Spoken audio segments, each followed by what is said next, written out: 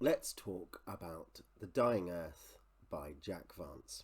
So, this is an iconic fantasy series. It consists of four novels or collections published and written between 1950 and 1984.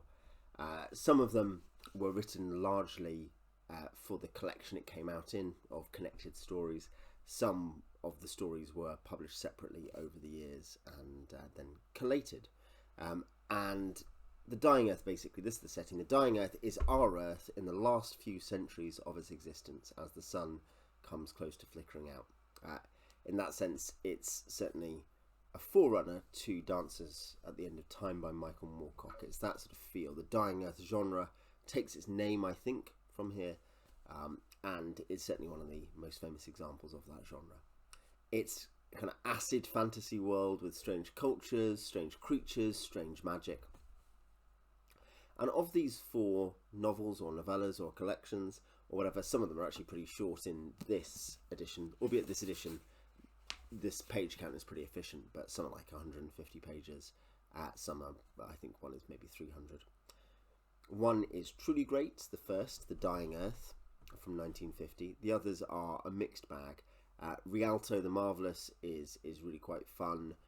The Cugel books, the two Cugel books, Eyes of the Overworld and the Saga of Cugel, are less even, more mixed. The big strength that Vance has is imagination. He constantly invents new cultures, new monsters, like the Pelgranes and the Deodans, new magical wonders. He's nearly endlessly imaginative and creative. Every chapter or short story involves some fresh, bizarre place or central gimmick, often more than one bizarre place or central gimmick. Very few authors equal Vance at the sort of creativity, abundant creativity. His biggest weakness, in my view, is that his characters often fall short or feel thin. It's especially true, actually, of maybe his best beloved character, Cugel, again in my view, who is, the joke is, he's a misanthropic fraudster and rogue, and he gets up to various hijinks and scams, and sometimes gets his comeuppance and sometimes doesn't. And whilst this is sometimes entertaining, Cugel's actions eventually really grated on me. I just thought, what a terrible person. I just want bad things to happen to him, and they're not happening to him quickly enough. And in a couple of cases, in one of the Cugel novels, in Eyes of the Overworld, Cugel did really pretty disgusting things, and the book sort of laughs with him. Not as if, oh, look at this horrendous thing, he'll get his comeuppance, or that was bad. But just like, it's funny when people do that, isn't it? It's a bit of banter. And I didn't massively enjoy, therefore, that or the general misanthropy in the Cugel books. There was a tone to them, as well as specific instances I didn't like. Rhialto, from Rhialto the Marvellous, is a rather more attractive character, and you definitely side with him against the passel of moronic and self-seeking wizards in his local magical association. At the start of Rhialto the Marvellous, there's a thing about how very much the quality of magicians has declined over the eons from the high period of Fandal the Great and that sort of era. And Rhialto is really the last of these who has anything to him. And he has a Cugel-like mischievousness, if you like, of coming up with different ideas and scams, but they tend to be a lot more good-natured, or good-natured in the sense of they are not actively cruel. He is reasonably chivalrous as well at points.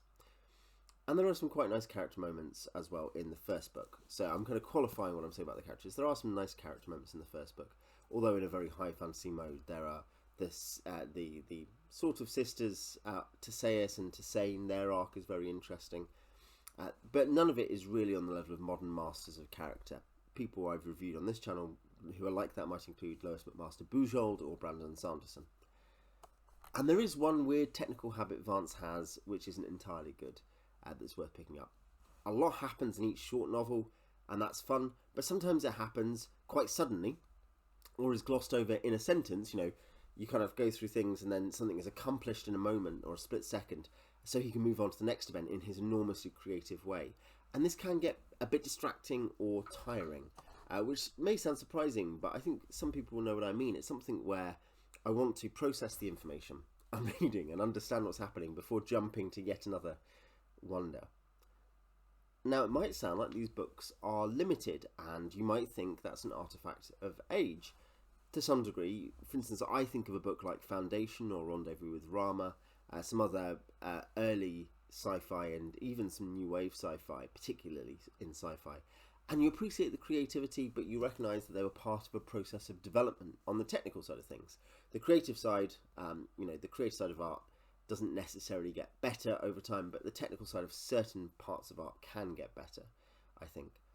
But actually, the oldest of these books, from 1950, is the best of them, and its strengths of creating moments of wonder, of having a real sense of beauty, are present in the later books. There are a couple of moments in Eyes of the Overworld where Cugel, who is an awful person who you really want to suffer, nonetheless is overwhelmed by beauty.